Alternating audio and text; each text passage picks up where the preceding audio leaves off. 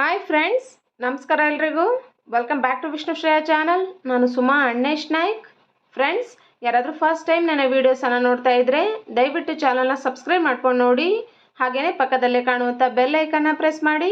ಈ ವಿಡಿಯೋ ನಿಮ್ಗೆ ಇಷ್ಟ ಆದರೆ ಲೈಕ್ ಮಾಡಿ, ಶೇರ್ ಮಾಡಿ, ಕಮೆಂಟ್ ಮಾಡಿ. ಸ್ನೇಹಿತರೆ, ನಾನು ಪ್ರೆಗ್ನೆನ್ಸಿ ಬಗ್ಗೆ ಹಾಗೆ ಡೆಲಿವರಿ ಬಗ್ಗೆ ಮಾಹಿತಿಯನ್ನು ಕೊಡ್ತಾ ಇರ್ತೀನಿ ನನ್ನ ವೀಡಿಯೋಸ್ಗಳ ಮುಖಾಂತರ.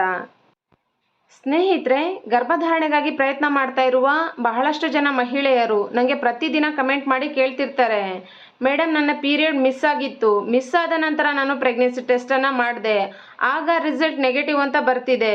ಸೊ ಈ ರೀತಿ ಯಾಕಾಗುತ್ತೆ, ಹಾಗೇನೆ ಈ ರೀತಿ ಆದರೆ ಮುಂದೆ ನಾವೇನು ಮಾಡಬೇಕು ಅನ್ನೋದನ್ನು ತಿಳಿಸ್ಕೊಡಿ ಅಂತ ಕೇಳ್ತಿರ್ತಾರೆ. ಸೊ ನಿಮಗೆ ಈ ರೀತಿಯ ಸಮಸ್ಯೆ ಏನಾದರೂ ಇದ್ದರೆ ಅಥವಾ ಈ ರೀತಿ ಏನಾದರೂ ಆಗ್ತಾ ಇದ್ದರೆ ನಿಮ್ಮ ಪ್ರೆಗ್ನೆನ್ಸಿ ಟೆಸ್ಟ್ ನೆಗೆಟಿವ್ ಬರಲು ಕಾರಣ ಏನು, ಜೊತೆಗೆ ಈ ರೀತಿಯ ನೆಗೆಟಿವ್ ಪ್ರೆಗ್ನೆನ್ಸಿ ಟೆಸ್ಟ್ ಬಂದರೆ ಮುಂದೆ ನೀವೇನು ಮಾಡಬೇಕು ಅನ್ನೋದನ್ನು ಈ ಒಂದು ವಿಡಿಯೋದಲ್ಲಿ ತಿಳಿಸ್ಕೊಡ್ತೀನಿ ಸ್ನೇಹಿತರೆ.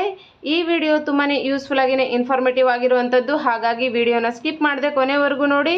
ಇದರಿಂದ ನಿಮಗೆ ಕಂಪ್ಲೀಟ್ ಆಗಿರುವಂತಹ ಇನ್ಫಾರ್ಮೇಷನ್ ಸಿಗುತ್ತೆ. ಜೊತೆಗೆ ಈ ವಿಡಿಯೋ ನಿಮಗೆ ಇಷ್ಟ ಆದರೆ ಅಥವಾ ಯೂಸ್ಫುಲ್ ಅಂತ ಅನಿಸಿದರೆ ಇಷ್ಟ ಆದ ತಕ್ಷಣ ಲೈಕ್ ಮಾಡೋದನ್ನು ಮರಿಬೇಡಿ. ನಿಮ್ಮ ಪೀರಿಯಡ್ ಮಿಸ್ ಆಗಿ ಪ್ರೆಗ್ನೆನ್ಸಿ ಟೆಸ್ಟ್ ನೆಗೆಟಿವ್ ಬರಲು ಏನು ಕಾರಣ ಅನ್ನೋದನ್ನು ನೋಡೋಣ. ಇದರಲ್ಲಿ ಮೊದಲನೇದಾಗಿ ಪ್ರೆಗ್ನೆನ್ಸಿ ಟೆಸ್ಟ್ ಮಾಡುವ ರೀತಿ ತಪ್ಪಾಗಿತ್ತು ಅಂತಂದರೆ ಇದರಿಂದಾನು ನಿಮ್ಮ ಪ್ರೆಗ್ನೆನ್ಸಿ ಟೆಸ್ಟ್ ಅಥವಾ ಪ್ರೆಗ್ನೆನ್ಸಿ ಟೆಸ್ಟಿನ ರಿಸಲ್ಟ್ ನೆಗೆಟಿವ್ ಅಂತ ಹೇಳಿ ತೋರಿಸುತ್ತೆ. ಅಂದರೆ ಫಾರ್ ಎಕ್ಸಾಂಪಲ್, ನೀವು ಯಾವ ರೀತಿಯ ತಪ್ಪನ್ನು ಮಾಡ್ತೀರಾ ಅಂತಂದರೆ, ಈಗ ನಿಮ್ಮ ಪೀರಿಯಡ್ ಕೂಡ ಮಿಸ್ ಆಗಿರುತ್ತೆ, ಹಾಗಾಗಿ ನೀವು ಪ್ರೆಗ್ನೆನ್ಸಿ ಟೆಸ್ಟಿಂಗ್ ಕಿಟ್ಟನ್ನು ತರೋದಕ್ಕೆ ಮಾರ್ಕೆಟ್ಗೆ ಹೋಗಿರ್ತೀರಾ, ಮೆಡಿಕಲ್ ಶಾಪಿಗೆ ಹೋಗಿರ್ತೀರಾ. ಆಗ ಆ ಒಂದು ಕಿಟ್ ಎಕ್ಸ್ಪೈರ್ ಆಗಿದೆಯಾ ಅಥವಾ ಓಪನ್ ಆಗಿದೆಯಾ ಅಥವಾ ಡ್ಯಾಮೇಜ್ ಆಗಿದೆಯಾ ಅಂಥೇಳಿ ನೀವು ಗಮನಿಸಿ ಆ ನಂತರ ತರಬೇಕಾಗುತ್ತೆ. ಇದನ್ನು ಯಾವುದನ್ನು ನೀವು ಗಮನಿಸದೆ ಅವ್ರು ಕೊಟ್ಟಿರುವಂತಹ ಪ್ಯಾಕನ್ನು ಅಥವಾ ಕಿಟ್ಟನ್ನು ತಂದು ನೀವು ಮನೆಯಲ್ಲಿ ಚೆಕ್ ಮಾಡ್ತೀರಾ ಅಂತಂದರೆ ಆಗ ಕೂಡ ನಿಮ್ಮ ಪ್ರೆಗ್ನೆನ್ಸಿ ಟೆಸ್ಟಿಂಗ್ ರಿಸಲ್ಟ್ ನೆಗೆಟಿವ್ ಅಂತ ಹೇಳಿ ಬರುತ್ತೆ. ಹಾಗಾಗಿ ನೀವು ಯಾವಾಗ ಪ್ರೆಗ್ನೆನ್ಸಿ ಟೆಸ್ಟಿಂಗ್ ಕಿಟ್ಟನ್ನು ತರ್ತಿದ್ದೀರಾ ಅಂತಂದರೆ ಆವಾಗ ಈ ಒಂದು ಕಿಟ್ ಎಕ್ಸ್ಪೈರ್ ಆಗಿದೆಯಾ, ಡ್ಯಾಮೇಜ್ ಆಗಿದೆಯಾ ಅಥವಾ ಪ್ಯಾಕ್ ಓಪನ್ ಆಗಿದೆಯಾ ಅಂಥೇಳಿ ನೀವು ನೋಡಿ ಆ ನಂತರ ಪ್ರೆಗ್ನೆನ್ಸಿ ಟೆಸ್ಟಿಂಗ್ ಕಿಟ್ಟನ್ನು ಬೈ ಮಾಡಬೇಕಾಗುತ್ತೆ. ಇವುಗಳ ಜೊತೆಗೆ ಪ್ರೆಗ್ನೆನ್ಸಿ ಟೆಸ್ಟ್ ಮಾಡುವ ಸಮಯದಲ್ಲಿ ಎಷ್ಟು ಡ್ರಾಪಷ್ಟು ಯೂರಿನನ್ನು ಕಿಟ್ ಒಳಗಡೆ ಹಾಕಬೇಕು, ಎಷ್ಟು ನಿಮಿಷ ನೀವು ರಿಸಲ್ಟ್ಗಾಗಿ ವೆಯ್ಟ್ ಮಾಡಬೇಕು ಅನ್ನೋದನ್ನು ಕೂಡ ತಿಳ್ಕೊಂಡಿರಬೇಕಾಗುತ್ತೆ. ನೀವು ಪ್ರೆಗ್ನೆನ್ಸಿ ಟೆಸ್ಟಿಂಗ್ ಕಿಟ್ಟನ್ನು ಬೈ ಮಾಡುವ ಟೈಮಲ್ಲಿ ಪ್ಯಾಕ್ ಮೇಲೆ ಕೆಲವೊಂದು ಇನ್ಸ್ಟ್ರಕ್ಷನ್ಸ್ಗಳನ್ನು ಬರೆದಿರ್ತಾರೆ. ಸೊ ಆ ಇನ್ಸ್ಟ್ರಕ್ಷನ್ಸ್ಗಳನ್ನು ಕೂಡ ನೀವು ಫಾಲೋ ಅಪ್ ಮಾಡಬೇಕು. ನೀವು ಪ್ರೆಗ್ನೆನ್ಸಿ ಟೆಸ್ಟ್ ಮಾಡುವ ಟೈಮಲ್ಲಿ 5ರಿಂದ 6 ಡ್ರಾಪಷ್ಟು ಯೂರಿನನ್ನು ಮಾತ್ರ ಕಿಟ್ ಒಳಗಡೆ ಹಾಕಬೇಕು. ಹಾಗೆಯೇ 5 ನಿಮಿಷದ ಒಳಗಡೆ ಯಾವ ಒಂದು ರಿಸಲ್ಟನ್ನು ತೋರಿಸುತ್ತೋ ಆ ರಿಸಲ್ಟನ್ನೇ ನೀವು 100% ಅಕ್ಯುರಸಿ ಆಗಿರುವಂತಹ ರಿಸಲ್ಟ್ ಅಂತ ಹೇಳಿ ಅಕ್ಸೆಪ್ಟ್ ಮಾಡಬೇಕಾಗುತ್ತೆ.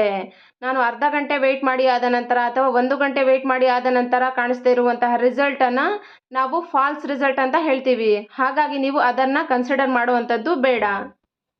ನೆಕ್ಸ್ಟ್, ಎರಡನೇ ಕಾರಣ ಏನು ಅಂತ ನೋಡಿದರೆ ಡಿಲೇಡ್ ಕನ್ಸೆಪ್ಷನ್ ಅಂತ ಹೇಳ್ತೀವಿ. ಅಂದರೆ ಕೆಲವು ಮಹಿಳೆಯರು ಅನ್ಕೋತಾರೆ, ಸೊ ಇಂಪ್ಲಾಂಟೇಷನ್ ಸಕ್ಸಸ್ಫುಲ್ ಆದ ನಂತರ ಅಥವಾ ಅಡವಳಿಕೆಯ ಪ್ರೋಸೆಸ್ ಕಂಪ್ಲೀಟ್ ಆದ ತಕ್ಷಣವೇ ಪ್ರೆಗ್ನೆನ್ಸಿ ಟೆಸ್ಟ್ ಮಾಡಿದರೆ ನೆಗೆಟಿವ್ ಅಥವಾ ಪಾಸಿಟಿವ್ ಅಂತ ಹೇಳಿ ತೋರಿಸುತ್ತೆ ಅಂತ.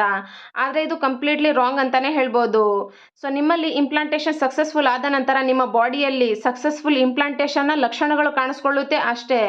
ಅದನ್ನು ಬಿಟ್ಟರೆ ನೀವು ಆಗಲೇ ಟೆಸ್ಟ್ ಮಾಡಿದರೆ ಪ್ರೆಗ್ನೆನ್ಸಿ ಟೆಸ್ಟ್ ನೆಗೆಟಿವ್ ಅಂತ ಹೇಳಿ ತೋರಿಸುತ್ತೆ.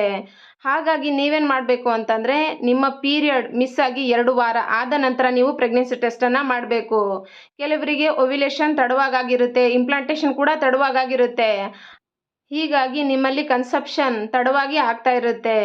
ಸೊ ಇದಕ್ಕೆ ನೀವೇನು ಮಾಡಬೇಕು ಅಂದರೆ, ನಿಮ್ದೇನಾದರೂ ರೆಗ್ಯುಲರ್ ಪೀರಿಯಡ್ಸ್ ಇತ್ತು ಅಂತಂದರೆ ಪೀರಿಯಡ್ ಮಿಸ್ ಆಗಿ 1 ತಿಂಗಳು 7 ದಿನದ ನಂತರ ಅಥವಾ 8 ದಿನದ ನಂತರ ನೀವು ಪ್ರೆಗ್ನೆನ್ಸಿ ಟೆಸ್ಟನ್ನು ಮಾಡಬೇಕು. ಇನ್ ಕೇಸ್ ನಿಮ್ಮದು ಇರ್ರೆಗ್ಯುಲರ್ ಪೀರಿಯಡ್ಸ್ ಅಂದರೆ ನಿಮ್ಮ ಪೀರಿಯಡ್ ಮಿಸ್ ಆಗಿ 2 ವಾರ ಆದ ನಂತರ ನೀವು ಪ್ರೆಗ್ನೆನ್ಸಿ ಟೆಸ್ಟನ್ನು ಮಾಡಬೇಕು.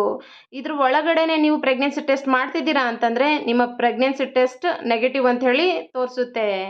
ಸೊ ಭಾಳಷ್ಟು ಜನ ಅಂದ್ಕೊಂಡಿರ್ತಾರೆ, ಸೊ ಈ ಮಹಿಳೆಯರಲ್ಲಿ ಇಂಪ್ಲಾಂಟೇಷನ್ ಸಕ್ಸಸ್ಫುಲ್ ಆದ ತಕ್ಷಣವೇ ಪ್ರೆಗ್ನೆನ್ಸಿ ಟೆಸ್ಟ್ ನೆಗೆಟಿವ್ ಪಾಸಿಟಿವ್ ಅಂತ ಹೇಳಿ ತೋರಿಸುತ್ತೆ ಅಂತ. ಆದರೆ ಇದು ಕಂಪ್ಲೀಟ್ಲಿ ರಾಂಗ್. ಒಬ್ಬ ಮಹಿಳೆಯ ದೇಹದಲ್ಲಿ ಈ ಅಡವಳಿಕೆಯ ಪ್ರೋಸೆಸ್ ಕಂಪ್ಲೀಟ್ ಆಗಬೇಕು, ಆನಂತರ ಅವಳ ದೇಹದಲ್ಲಿ ಈ ಗರ್ಭಧಾರಣೆಗೆ ಸಂಬಂಧಪಟ್ಟಿರುವಂಥ ಹಾರ್ಮೋನ್ಗಳು ಬಿಡುಗಡೆ ಆಗಬೇಕು.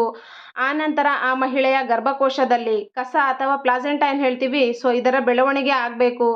ಆನಂತರನೇ ಗರ್ಭಧಾರಣೆಗೆ ಸಂಬಂಧಪಟ್ಟಿರುವಂತಹ HCG ಹಾರ್ಮೋನ್ ಅಂದರೆ ಹ್ಯೂಮನ್ ಕೋರಿಯಾನಿಕ್ ಗೊನಾಡೋಟ್ರೋಫಿನ್ ಅಂತ ಏನು ಹೇಳ್ತೀವಿ, ಸೊ ಈ ಹಾರ್ಮೋನ್ ಜಾಸ್ತಿ ಬಿಡುಗಡೆ ಆಗೋದಕ್ಕೆ ಶುರುವಾಗುತ್ತೆ.